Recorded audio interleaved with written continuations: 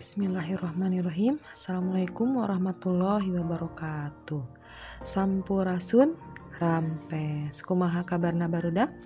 Mugia sadayana aya dina kaayaan sehat walafiat. Amin ya rabbal alamin.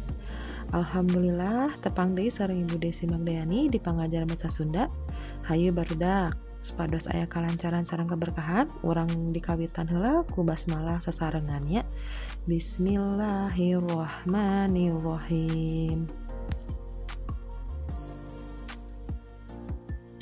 Anu kahiji Ibu bade nerangkeun tentang kalimah aktif jeung kalimah pasif.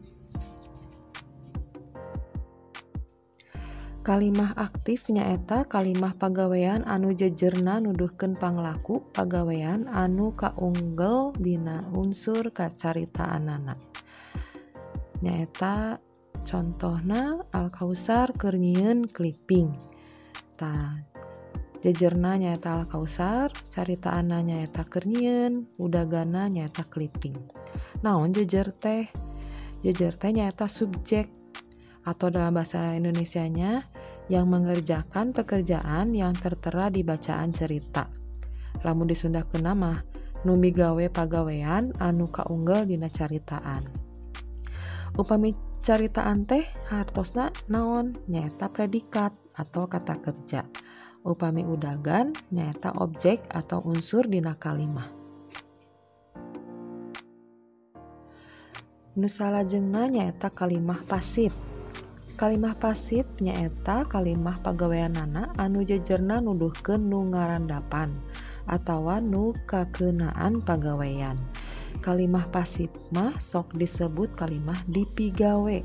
Contona, manggah dipesek ku jaki. Tah manggah teh jejerna. Dipesek teh caritaanana, ku jaki nyaeta udagan. Manggah teh jejer teh nu ngarandapan pagawean. Dipesek teh caritaan nyaeta atawa predikat. Jadi jejer jadi pangrandap atawa anu ngarandapan na pagawean. Jejer kakeunaan anu dituduhkeun ku caritaan. Jadi kalau diartikan dalam bahasa Indonesia, kalimah pasif itu artinya objeknya itu menunjukkan pekerjaan. Berbeda dengan kalimah aktif tadi ya nak ya. Kalau kalimah aktif berarti subjeknya menunjukkan pekerjaan. Begitu maksudnya ya. Ayeuna nu jadi patarosan tiasa teu kalimah aktif dirobah jadi kalimah pasif. Tiasa nyaeta objek dina kalimah aktif bakal rubah jadi jejer atanapi subjek dina kalimah pasif. Ieu contoh nanya, Bu Nani moe ranginang. Tah eta teh kalimah aktif. Kumaha kalimah pasifna? Dibalikeun. Objek nanya jadi jejer nyaeta ranginang dipoe ku Bu Nani. Tah dina kalimah aktif anu dirobah ka kalimah pasif. Jejer dirobah jadi keterangan. Tanya tadi tos Ibu terangkeun J teh hartosna jejer atanapi subjek, C teh caritaan atanapi predikat kata kerja, U teh udagan atanapi objek. Tah kat teh artina katerangan. Tah ayeuna sabalikna kalimah pasif dirobah jadi kalimah aktif. Tiasa henteu? Tiasa. Carana nyaeta jejer atanapi subjek dina kalimah pasif bakal robah jadi udagan atanapi objek dina kalimah aktif. Geura titenan contoh nanya, rindik ditabeh ku nyoman. Tah eta kalimah pasif. Tah peratoskeun rindik teh jejer, ditabeh teh caritaan, ku nyoman teh katerangan. Dirobah ka kalimah aktif jadi nyoman nabeh rindik. Tah asalna ditabeh dirobah ka kalimah aktif mah jadi nabeh. Tak eta benten nanya nyoman teh jejer, nabeh teh caritaan, rindik teh keterangan. Gitu cara nanya barudak. Ayeuna Ibu bade nyontohkeun soal latihan soal tentang kalimah aktif jeung kalimah pasif. Tah ieu contohna nya. Pek robah kalimah-kalimah ieu dihandap tina kalimah aktif kana kalimah pasif. Sabalikna tina kalimah pasif dirobah kana kalimah aktif. Contoh kahiji. Tina kalimah aktif kana kalimah pasif heula. A. Dimas ngadagangkeun baso. Dirobah ka kalimah pasif jadi baso didagangkeun ku Dimas. Berarti aya bentenanya barudaknya. Ayeuna kumaha upami tina kalimah pasif kana kalimah aktif. Ieu contohna. Kekembangan dicebor ku asih. Tah eta teh kalimah pasifnya dirobah ka kalimah aktif. Asih nyebor kekembangan. Gitu jawabannya barudak. Materi anu kadua nyaeta mahamkeun teks argumentasi. Masih emut teu barudak. Anu minggon kamari urang ngabahas tentang kabinekaan anu aya di Indonesia. Tah, ku ibu bade ditingalikeun heula. Naon wae kabinekaan Indonesia teh? Yuk urang regepkeun atanapi simak sadayana nya. Alhamdulillah barudak kersaning Allah Subhanahu wa taala Negara Kesatuan Republik Indonesia NKRI teh disinugrahan alam jeung budaya nu kacida beungharna.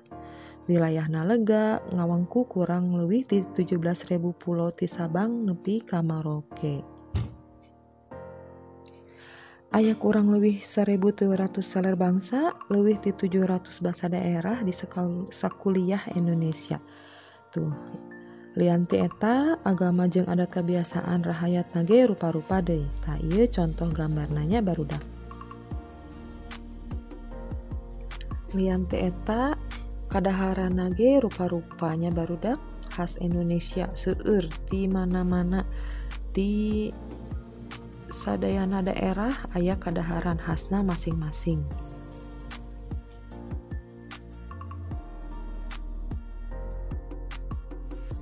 Tuh tinggal barudak rupa-rupa jajanan khas daerah Indonesia ge meuni seueur pisan nya. Alhamdulillah.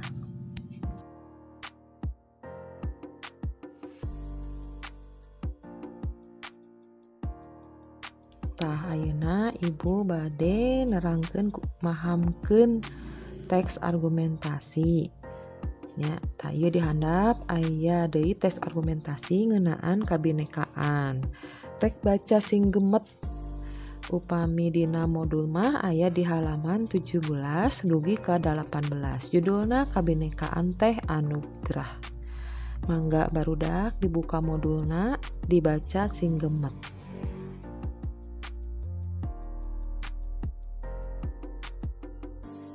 Nah, kedah dibacana sing gemet. Supados barudak tiasa mahamkeun isi teks argumentasi anu dibaca. Tah aya manfaatna barudak upami dibaca sungguh-sungguh hidup bakal tiasa nyieun kalimah pananya jeung ngaringkes teks argumentasi. Insya Allah dina pertemuan Zoom pekan ieu ibu bade ngabahas bacaan ieu sasarengan.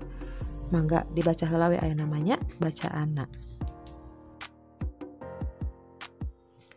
Salajengna dina pateri katilu ibu bade ngaringkes teks argumentasi anu tadi dibaca. Yuk urang simak sasarengannya. Cara pikeun ngaringkes teks argumentasi.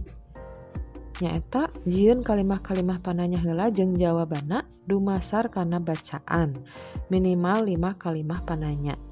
Dicandak tina pokok pikiran bacaan tina tiap paragraf bacaan. Tah titenan contoh nanya barudak.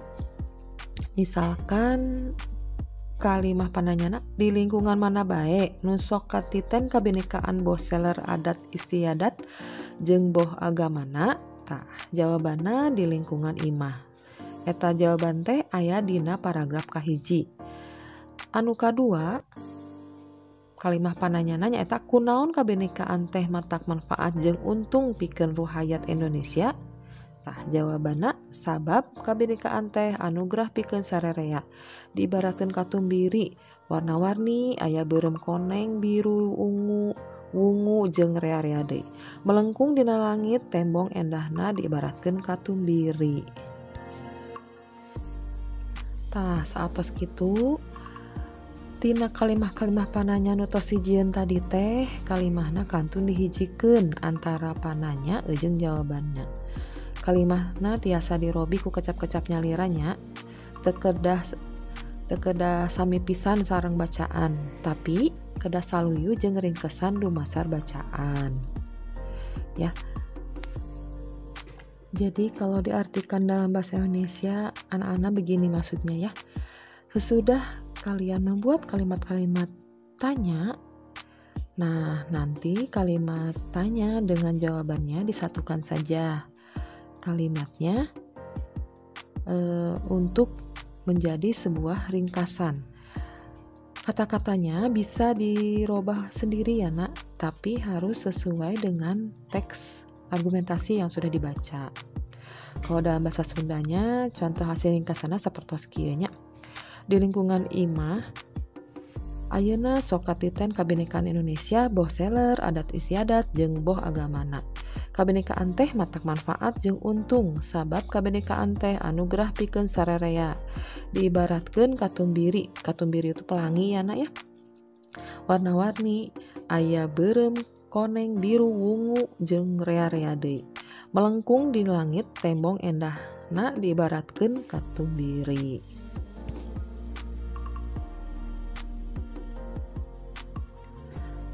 Alhamdulillahirabbil alamin. Sakitu wae pangajaran ti Ibu dinten ayeuna, mugi aya manfaatna. Hatur nuhun kana paratosanana. Wassalamualaikum warahmatullahi wabarakatuh.